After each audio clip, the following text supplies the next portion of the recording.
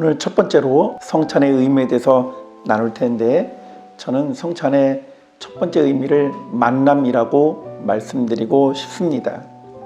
우리가 살아가는 일상은 간단하지도 않고 가볍지도 않습니다. 그런데 인생의 무게는 바로 이런 일상에서 판가름이 난다고 생각합니다. 분주함, 복잡함, 피곤함, 짜증남, 우울함, 허탈감, 두려움, 외로움, 벗어남, 지루하고 답답함 뿐만 아니라 상처, 의심, 경쟁, 회의, 질투, 공포, 실수, 실패, 낙담, 절망, 도망치고 싶음, 고독함, 아픔, 미움과 증오, 그리고 질병과 죽음이 항상 일상 속에 도사리고 있습니다. 어느 누구도 이러한 상태로부터 벗어날 구멍도 없고 벗어날 가망도 없습니다. 이런 것을 좋아할 리는 없지만 우리 모든 사람들은 이 일에 너무 많이 연루되어 있습니다.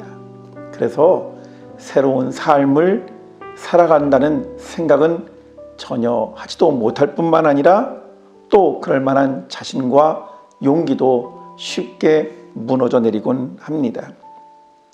많은 사람들의 모습을 보면 이처럼 생로병사라고 불리운, 쉽게 말하면 최종적 목적지가 죽음에 이르는 회전 터널 속에 자신을 가두어 놓고 살아가는 것 같습니다.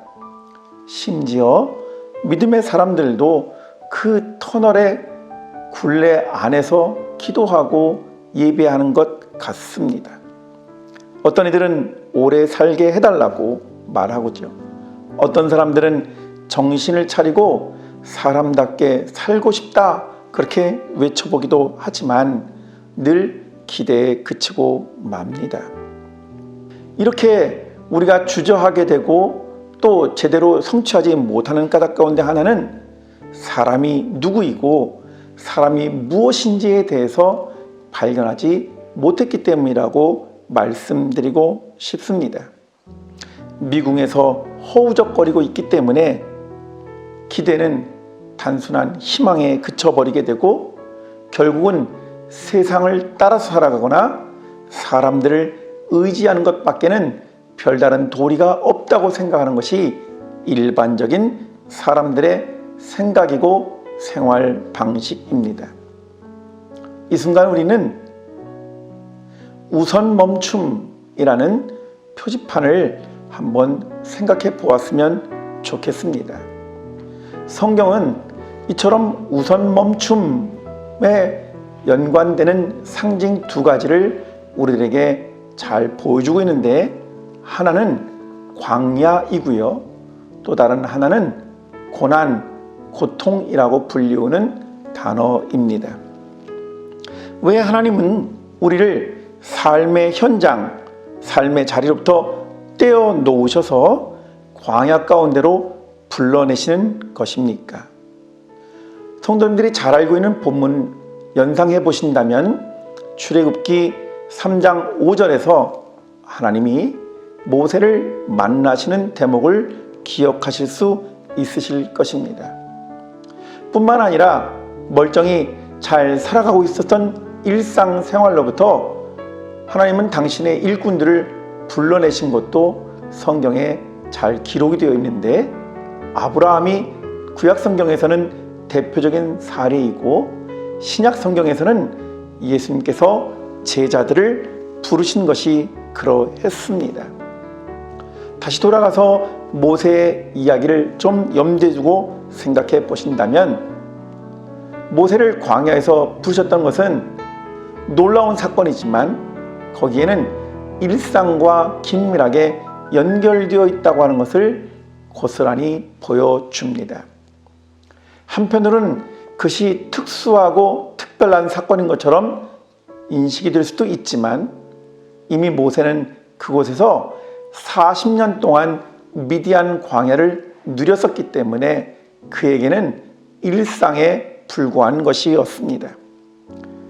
즉 우리가 걸어온 길의 역사는 우리가 살아온 삶의 흔적과 자취를 고스란히 드러내는 것이고요.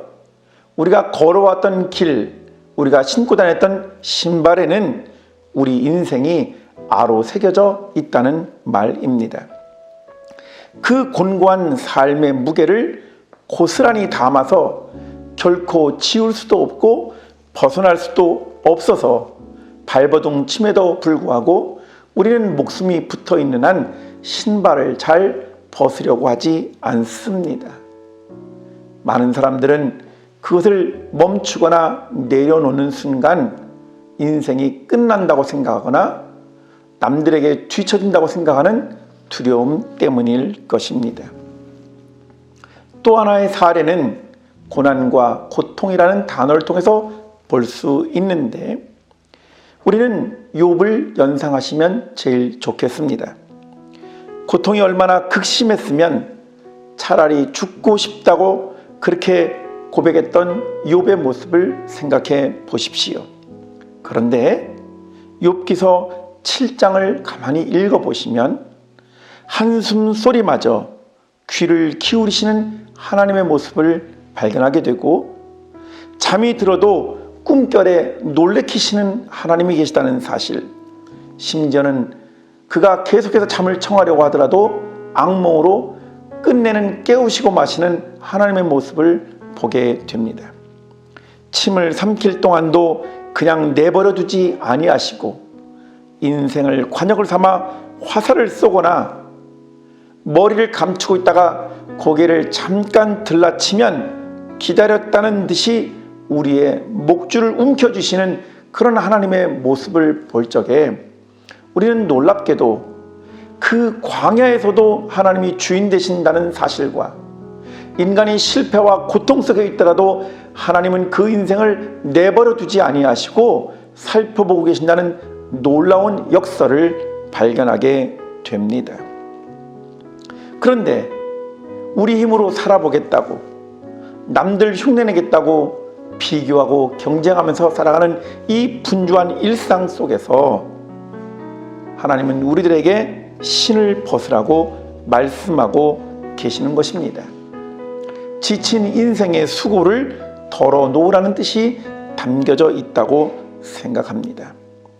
많은 사람들은 인생이 자기 것인 양 이곳저곳을 마구 배회하고 돌아다니면서 고작해야 무너져 내릴 바벨을 쌓아 올르니라 모든 수고와 땀을 흘리고 있는데 하나님은 그 순간 우리에게 오셔서 말씀하시기를 우리가 살아가고 있는 이 일상의 한복판 그리고 우리가 서 있는 이곳 그것이 어떠한 모습과 형편이든지 간에 그 모든 것이 하나님의 주권과 하나님의 영토 아래에 있다고 말씀하고 계시는 것입니다.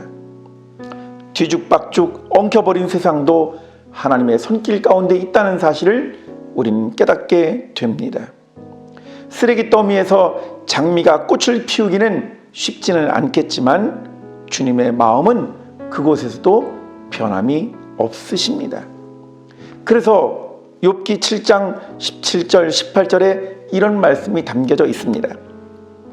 사람이 무엇이기에 주께서 그를 크게 만드사 그에게 마음을 두시고 아침마다 권징하시며 순간마다 단련하시나이까. 하나님은 어떠신 분이십니까? 하나님을 만난 사람들에게는 그 하나님이 우리를 위로하시고 우리에게 자비와 긍휼을 베풀어 주시는 분이라는 사실을 분명히 깨달았습니다. 성찬은 이런 점에서 하나님과 우리가 만나는 지점입니다. 바쁘고 지친 일상 가운데서 하나님 앞에 서는 일입니다.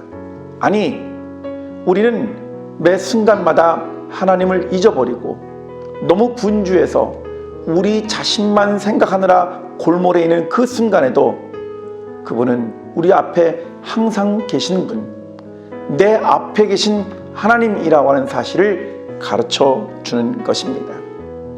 여러분 지금 어느 자리에 계십니까? 무엇을 하고 계십니까?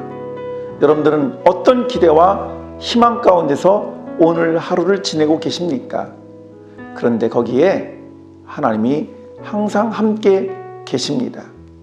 모세를 부르셔서 모세의 신을 벗게 하고 내가 선 곳은 거룩한 땅이라고 말씀해 주셨던 아버지 하나님, 고난 가운데서 삶의 종지부를 찍고 싶었으나 결코 그를 좌시하지 않으시고 늘 눈동자와 같이 보살피셨던 참 좋으신 아버지 하나님, 우리는 성찬 앞에 서서 우리 앞에 계신, 우리를 직시하시는, 우리의 삶의 일거수일투족에 관심을 기울이시는, 그리고 우리의 삶을 권념하시는 살아계신 하나님, 현재 하시는 하나님을 만나게 되는 것입니다. 성찬은 무엇입니까? 영원하신 하나님의 임재와 현재 앞에 서는 것입니다. 십자가 아래에서 예수님과 마주하는 것입니다. 우리를 인도하시는 성령님과 동행하는 것, 그것이 곧 성찬의 의미, 즉 만남입니다.